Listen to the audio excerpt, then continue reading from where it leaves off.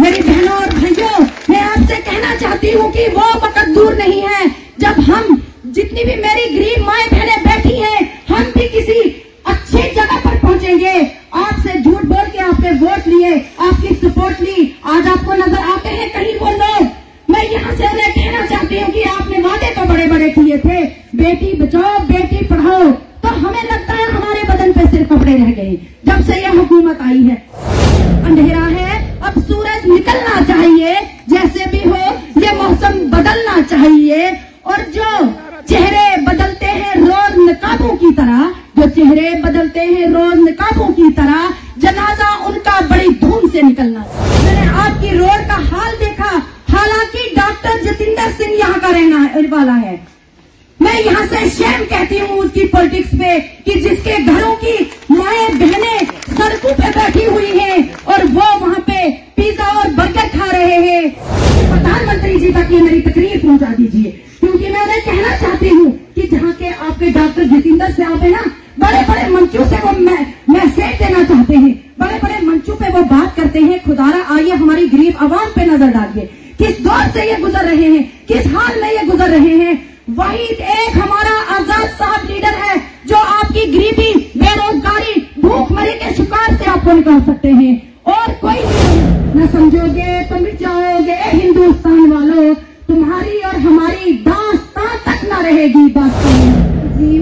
बिस्मिल्लाहिर्रहमानिर्रहीम।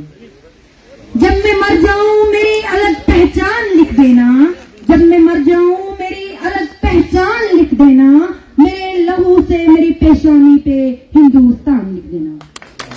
मुझे इज्जत रियासत जम्मू कश्मीर के हर दिल अजीज लीडर जनाब गुलाम नबी आजाद साहब, डेमोक्रेटिक प्रोग्रेसिव आजाद पार्टी के वाइस चेयरमैन मोहतरम गुलाम GM सरूरी साहब, आपके और हमारे हर दिल अजीज लीडर अब्दुल मजीद वानी साहब,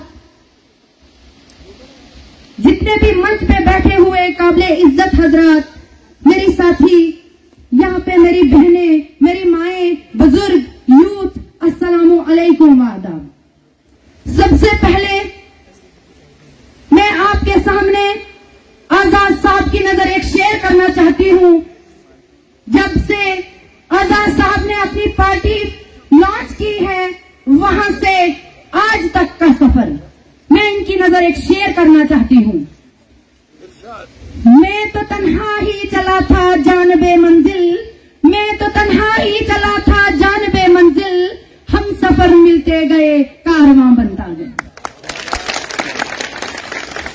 मैं आप लोगों से ये गुजारिश करना चाहती हूँ कि खुदारा अपने साथ धोखा मत करो।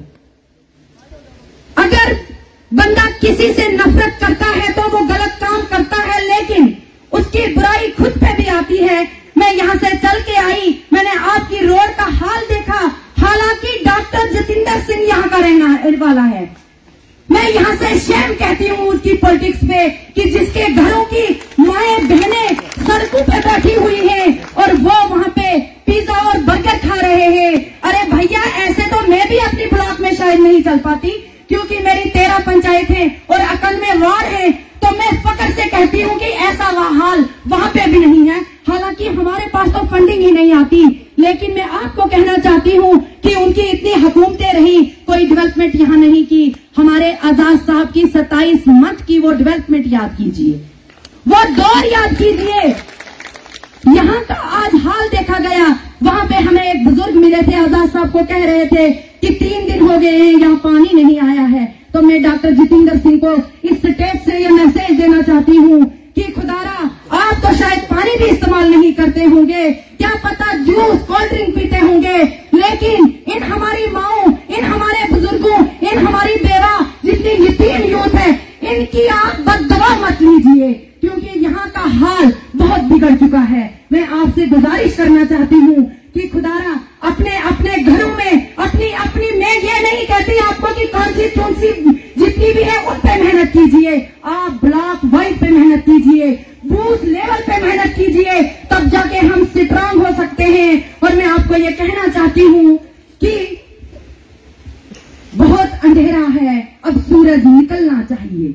बहुत अंधेरा है, अब सूरज निकलना चाहिए। मैं जितनी भी मेरे पीछे से मेरी माएं बहनें मुझे सुन रही होंगी तो मैं उनसे भी कहना चाहती हूँ कि ये शेर तो छोटा सा है लेकिन इसका मतलब बहुत बड़ा है कि बहुत अंधेरा है, अब सूरज निकलना चाहिए। जैसे भी हो ये मौसम बदलना चाहिए, बहुत अंधेरा है, अब सूरज निकलना चाहिए। जैसे भी हो ये मौसम बदलना चाहिए।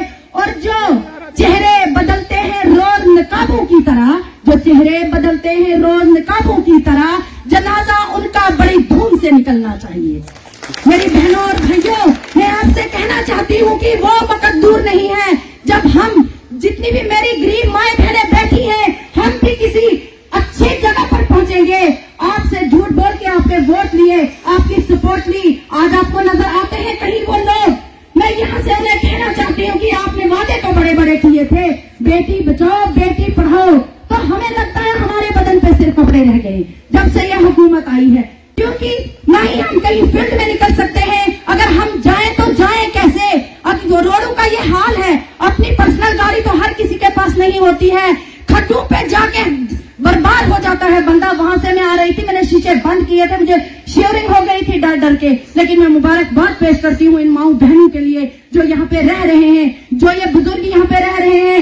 लेकिन मीडिया पर्सन से ये गुजारिश करना चाहती हूँ कि प्रधानमंत्री जी तक ये मेरी तकरीर पहुंचा दीजिए, क्योंकि मैं उन्हें कहना चाहती हूँ कि जहाँ के आपके डॉक्टर जितेंद्र साहब है ना, बड़े बड़े मंचों से वो मैसेज देना चाहते हैं, बड़े बड़े मंचों पे वो बात करते हैं। खुदारा आइए हमारी गरीब आवाम पे नजर डालिए, किस दौर से ये गुजर रहे हैं, किस हाल में ये गुजर रहे हैं। वही एक हमारा आजाद साहब लीडर है जो आपकी गरीबी, बेरोजगारी, भूखमरी के शिकार से आपको निकाल सकते हैं, और कोई लीडर नहीं है। आपने आजमा लिया, आपने देख लिया, बीजेपी को वोट दिया क्या हुआ, एनसी को दिया क्या हुआ, बाकी पार्टियों को दिया क्या हुआ। लेकिन हमारे पास लास्ट एंड फर्स्ट टाइम है, अगर हमने अपने आप को सुधारना है, हम आजाद साहब के हाथ मजबूत करने होंगे, वरना हमारी आने वाली नस्लें बर्बाद हो जाएंगी।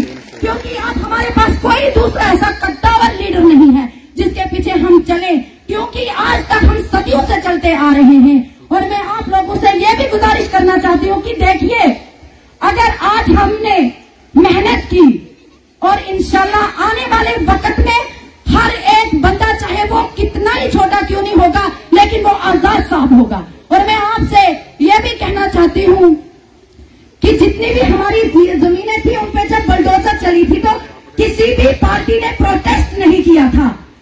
वही हमारी डेमोक्रेटिक प्रोग्रेसिव आजाद पार्टी है जिसके इतने बड़े ऊंचे कद वाले लीडर साहब हैं, तो हमारी पार्टी ने यह काम किया था। तो बताइए उस वक्त आपके साथ कौन खड़ा था।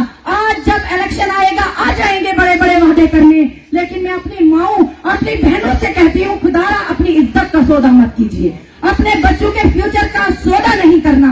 क्योंकि हम आज कहते हैं कि हम पढ़ लिख के तो बहुत बड़े बन जाएंगे, लेकिन नहीं, बीजेपी हुकूमत ने तमाम नौकरियां बंद कर दी हैं।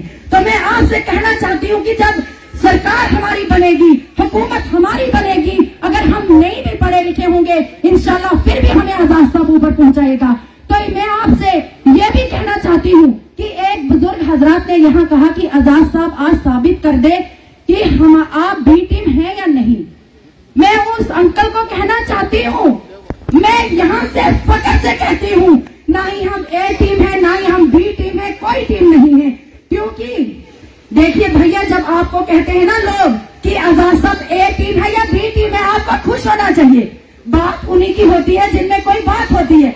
मैं इसी पे आजाद साहब की नजर शेयर करना चाहती हूँ कि हमारे दुश्मन भी कमाल का हुनर रखते हैं, हमारे दुश्मन भी कमाल का हुनर रखते हैं। महफिलें तो अपनी सजाते हैं और चर्चे हमारे करते हैं। मैं इस पे कहना चाहती हूँ कि हम कोई बी टीम नहीं है। हालांकि हमारे आजाद साहब हैं ही ऐसी शख्सियत के कि जहाँ भी बात लगती है वो आजाद साहब की बात करते हैं। वो डेवलपमेंट की बात क्यों नहीं करते, अवाम की बात क्यों नहीं करते। और मैं टाइम भी बहुत हो गया, आप आजाद साहब को सुनना चाहते हैं, मैं आप और आजाद साहब के बीच ज्यादा देर तक अहल नहीं रहना चाहती, लेकिन अपने भाइयों और बहनों से और खास करके अपनी यूथ से ये गुजारिश करना चाहती हूँ कि भैया यहाँ इधर उधर मत भटको। मैं आपको कहना चाहती हूँ, ए मेरी कौम के लोगों, तुम शिकायत क्यों नहीं करते। ए मेरी देश के लोगों, तुम शिकायत क्यों नहीं करते? तुम इतना जुल्म सहकर भी बगावत क्यों नहीं करते? ये भूख, अफलास, तंगदस्ती तुम्हारा ही मुकद्दर क्यों? ये भूख, अफलास, तंगदस्ती तुम्हारा ही मुकद्दर क्यों? मुकद्दर तुम बदलने की जिसारत क्यों नहीं करते? और लास्ट में मैं इस शेर से रुखसत हो जाना चाहती हूँ। न समझोगे तो मिट जाओगे ए हिंदुस्तान वालों। इसका मतलब ये है, अगर आज हम नहीं समझे, मैं सचमुच में कह रही हूँ, बर्बाद हो जाएंगे। कौन सी पार्टी है जिसके पास हम जाएंगे? आपको लगता है कि कोई हमारी बात सुनेगा? क्योंकि इतनी देर तक वो हुकूमत में रहे, सरकार में रहे, किसी की बात सुनवाई हुई? हालांकि बच्चियों को, औरतों को घसीटते हुए सड़कों पे ले जा रहे हैं, कोई नहीं पूछता है। जब हम प्रोटेस्ट करते हैं, उनको घसीट के अंदर डाला जाता है।